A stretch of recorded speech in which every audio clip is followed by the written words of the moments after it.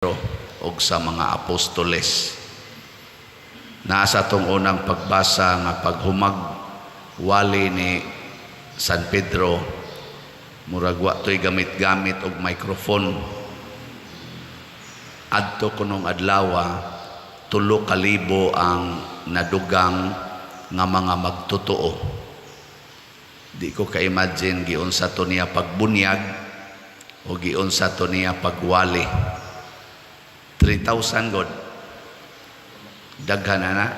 Asa ka naabot o gani pa na din hikatagon. Asa ka naabot ang 3,000. Kutob tibok na tong grounds, abot pa tingali dito, di pa napaigo. Ay nun, og dasokon jud kayo. So tingali din niya tong grounds. Nya why microphone? Imagine ninyo, epektibo pa ka ng isulti sa tao, why microphone? Nya humag niwali pag yun, murabag kaning ato naman tayo pre-Jordan, kanang pre-Jordan ba? Ambot ning ato mga katikista, kisa may tighatag dinig pre-Jordan. Minaw ko, inyong walihan diha kada pre-Jordan, may lagkaabot siguro nag 100. Usahay, daghan lagi ng 100. Ang uban gani, di naman gani maminaw. Sige naman lagtabi-tabi, sige text-text, cellphone, kadto 3,000. Di na to ma-imagine, niya gibunyagan dayon. So pre-Jordan usa, niya human, bunyag 3,000. Naka-imagine lang ko unsa ang grasyas Ginoo nga miuban sa mga pulong ni San Pedro ug sa iyang mga kauban. Kanabang nahimong very attractive ang ilang pulong nga ang tao dili na ganahan mo undang sa pagpaminaw. Og magwali ko ron din hig 30 minutos ganahan pa mo maminaw. Sus, luos lamog lingi, luos lamog lihok-lihok kunya kanang inyong mga relo, inyong nang tanaw-tanawon niya, mulingi din mo ngadto sa orasan, inyo pa jud ko pakitaon nga mulingi mo sa orasan. Nganong na epektibo man ang wali nilang San Pedro? Tungod kay nagda sila Ginoo sa ilang kasing-kasing o sa ilang kinabuhi. Si Mother Teresa o Calcutta, wa man to siya sigig wali, pero gada siya Ginoo sa iyang kinabuhi, natandog ang tibuok kalibutan. Si St. Francis of Assisi, wa man to magsigig yun o ka na ganing wali o dagko kayong crowd, sige raman tong alagad sa mga masakiton o sa mga makililimos, pero natandog ang tibuok kalibutan. Mo ni siya ang atong inspiration, mga Katoliko or mga Kristiyano. Dad-o nato ang Ginoo sa atong kinabuhi, ang tanang butang nga naas atong o tanang sitwasyon sa atong kinabuhi monindot gyud naagyoy gitawag og transformation. Daghan makita mga debosyon karon, naay Holy Face, naay sa panang uban Alliance of Two Hearts, Divine Mercy, karong umaabot Domingo, Second Sunday, Divine Mercy, Legion of Mary. Daghan kayo mga debosyon. Pero pangutan-an ang mga nagdebosyon, nagda ba sila Ginoo? Naa kay Ginoo. Maningil man lang gyapon utang, mukihar man gyapon sa dili makabayad sa utang, igihan mangyapong kay mga utlanan, masuko magkuhaon ang ilang mga tanom, ang bunga sa ilang tanom, masuko man. Naagani na natong kahakog, naapa na natong kasina, naapa ng linibakay, na way kapuslanan. Liwat rata ato mga Hudiyo nga wa mudawat ni Kristo nga siging adtos templo, siging hapa-hapa dito, siging puasa, siging offer anang ilang mga offerings para sa Ginoo, pero why Ginoo ang kasing-kasing. Nya karon unsaon man nato pagsiguro nga naay Ginoo atong kasing-kasing? Kibaw mo. Nga magsige tag rosaryo. Tingali. Sige tag chaplet. Tingali. Sige tag basa ng tisira sa Legion of Mary. Tingali. Pero di pa na siya assurance. Sa mga pinaka-assurance, kanang mahimong number 1 nga gipangita nimo kada adlaw ang Ginoo. Kada bang di ka muundang og pangita hangtod imo siyang makita diha anang adlaw. Muna nahitabo ni Maria Magdalena diri sa atong unang pagbasa sa atong ebanghelyo. Naghilak na gud siya nga nangita sa Ginoo. Ambot pila ka buk nato nga muhilak yung di ka kita Ginoo. Muhilak noon o wa na'y cellphone, mga batanon karon, wa na'y cellphone, wa na'y load, hilak. Wa na'y TV, labi na ka ng smart TV gyud. Na muhilak oy. Ngita gyud. Nayo paspali usahay palitog TV. Di ba? Kay mo'y gipangita. Hasta pare, ngita gyapon kolekta, hilak bagway kolekta, paita di kinabuhi, sige tag dupa-dupa, watay agi. Pero di mangita Ginoo. Kano, lingi ako na imong tupad.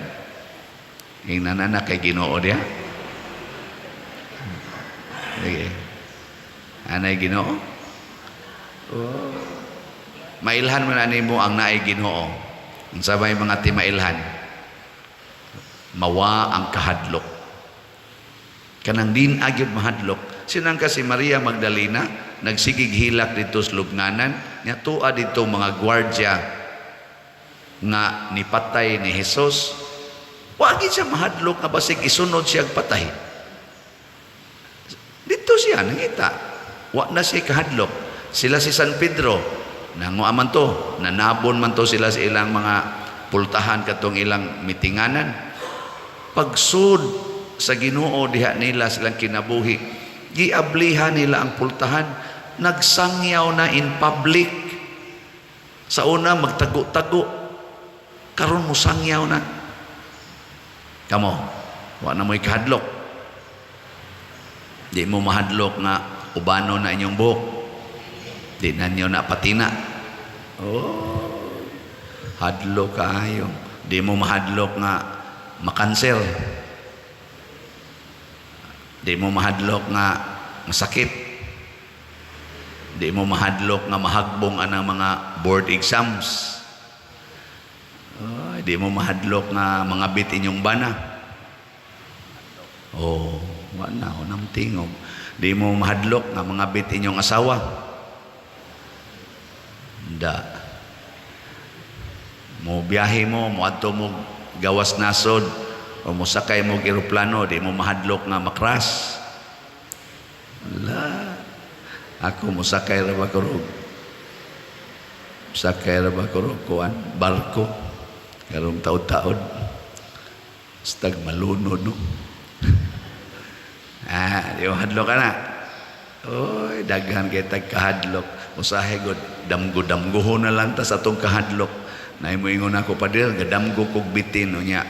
Unsa may meaning ana pader nya? Pag abot pag na kamata ko pader pertin akong kulbaa nya pagkabalik na kog tug liyo na sad ang akong kanang ko ang gidamgo nako. Apat yun noon gagaana. Nako tingali ang imo ng mga kahadlok ug mga kabalaka. Ngunay mo tunga inig abot na sa imong katulugon. Ana, una usahay di na lang sa nang kakatug kay hastas imong paghinanok samukon kas imong kahadlok. Ang daghan kay karon nagdepresyon, daghan kayo nga stress, mga kahadlok man gunagod. Kay wa kay Ginoo, nangita kag kwarta, nya mura magminus ang kwarta, nahadlok na ka unsay sunod nga mahitabo. Nangita ka og acceptance nga gusto kang dawaton ka sa imong isig katao, sa imong pamilya, gisalikway ka, nabalaka na ka, naguol na ka, kay dili ka kadawat nga isalikway Kay wa man sa kay Ginoo. Butangi Ginoo imong kinabuhi. Di ba bisag isalikway kanilang tanan, moingon ra gyud ka, wala na akong hahanapin pa. Di ba? Psalm 23, the Lord is my shepherd, there is nothing I shall want.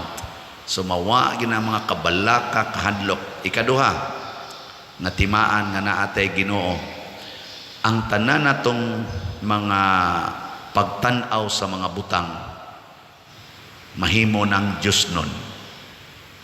Padalitan, kakita kag tawo nga nisuyop, imo pag yun ang anak, unsay imong isulti?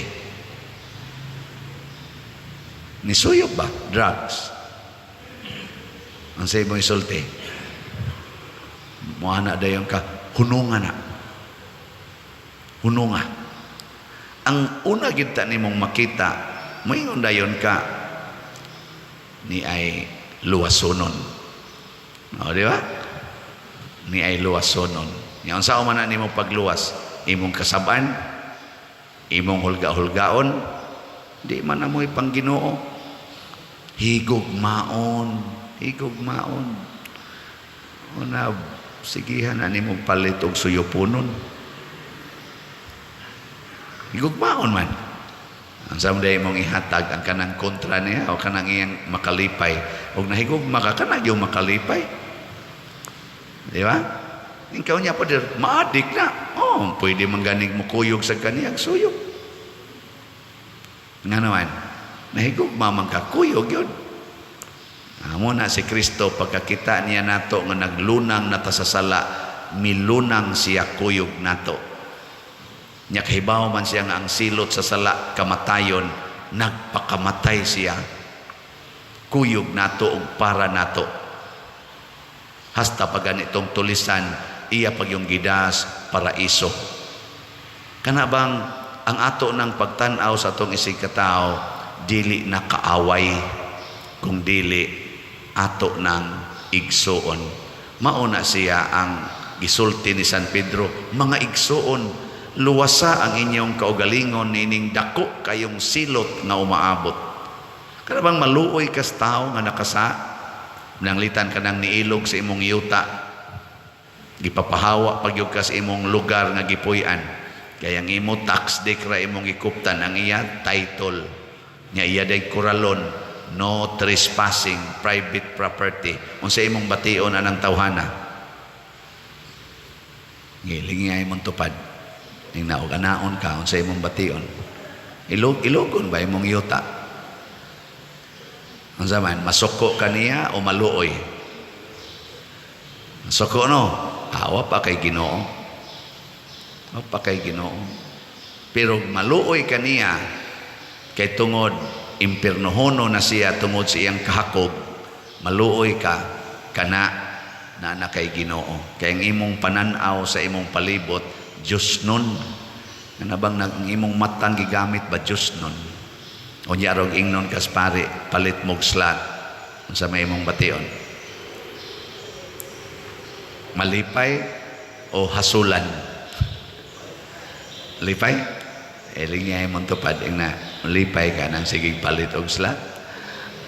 O malipay ka, congratulations, na kay Ginoo. Pero di kay ka malipay, hasulan ka, sige, pahinomdom anang slatoy.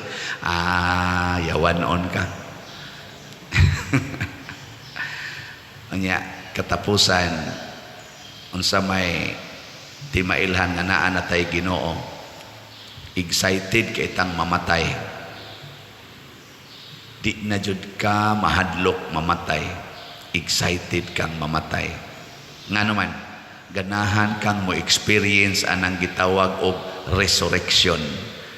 Kana bang inig kamatay nimo igsunod nimong tan-aw, it's a new world, the world of happiness. Wa nay mga batig naong didto, wa nay mga batig batasan, wa na didto yung mga kagubot, way gubat. It's a beautiful world. Aninduta ka na, no? Excited mo? Sige, katapusang lingi. Tingnan, okay ra nimo kakita na kag Ginoo ugma. Ugma na ba? Ugma. Ay, maingon ka, ikaw lay una, simbak ko lang. Manggunit pa kita ba? Manggunit pa kita ng kalibutan na awa pa kay Ginoo, anak. Kaya ang dunay Ginoo, excited yun nga mutabok. Matod pang San Pablo, giisip ko na ang akong kaugalingon nga patay, o kung buhi pa ko karon, si Kristo na ang nagpuyo kanako. Siya mismo ba yang giisip nga patay na siya? Kung ako'y papilion, matod pa niya, pilion ako nga mahilayo ako ni ining lawasa aron maduol ko sa Ginoo, kay sayod ko nga samtang ni apa ko aning lawasa, layo ko sa Ginoo. Ana no, San Pablo, ndota no, excited mamatay ba? San Roque mo sa nayang gibati, San Pedro Calungsod, San Lorenzo Ruiz, maugya po na ilang gibati, kay nasudlan man sila Ginoo. Sige, mangita na ta Ginoo ha. Sugod karon, sige katong mangita Ginoo, manindog na ta.